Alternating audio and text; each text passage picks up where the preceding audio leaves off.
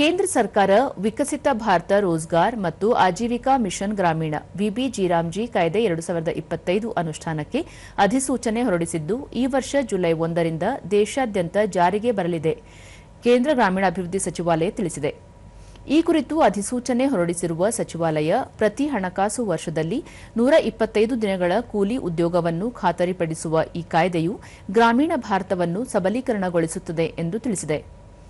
ದೇಶಾದ್ಯಂತ ಹೊಸ ಚೌಕಟ್ಟಿನ ಕಾರ್ಯಾಚರಣೆಗಾಗಿ ಪ್ರಸ್ತುತ ಹಣಕಾಸು ವರ್ಷದಲ್ಲಿ 95,692 ಕೋಟಿ ರೂಪಾಯಿಗಳ ಮಂಜೂರು ಮಾಡಲಾಗಿದೆ. ಮಹಿಳಾ ಕಾರ್ಮಿಕರ ಹೆಚ್ಚಿನ ಭಾಗವಹಿಸುವಿಕೆಯನ್ನು ಉತ್ತೇಜಿಸಲು ವಿಬಿಜಿರಾಮ್ಜಿ ಕಾಯ್ದೆಯು ಕೆಲಸದ ಸ್ಥಳಗಳಲ್ಲಿ ಮಕ್ಕಳ ಆರೈಕೆ ಬೆಂಬಲಕ್ಕಾಗಿ ಒಂದು ಪ್ರಮುಖ ನಿಬಂಧನೆಯನ್ನು ಒಳಗೊಂಡಿದೆ.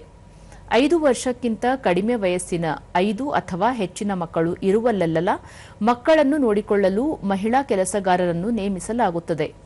ಮಹಿಳೆಯರು ಯಾವುದೇ ಅಡೆತಡೆ ಇಲ್ಲದೆ ಕೆಲಸ ಮಾಡುವುದನ್ನು ಮುಂದುವರಿಸಲು ಮತ್ತು ಕೆಲಸದ ಸ್ಥಳಗಳನ್ನು ಹೆಚ್ಚು ಒಳಗೊಳ್ಳುವಂತೆ ಮತ್ತು ಅವರ ಅಗತ್ಯಗಳಿಗೆ ಸ್ಪಂದಿಸುವಂತೆ ಮಾಡಲು ಉದ್ದೇಶಿಸಲಾಗಿದೆ.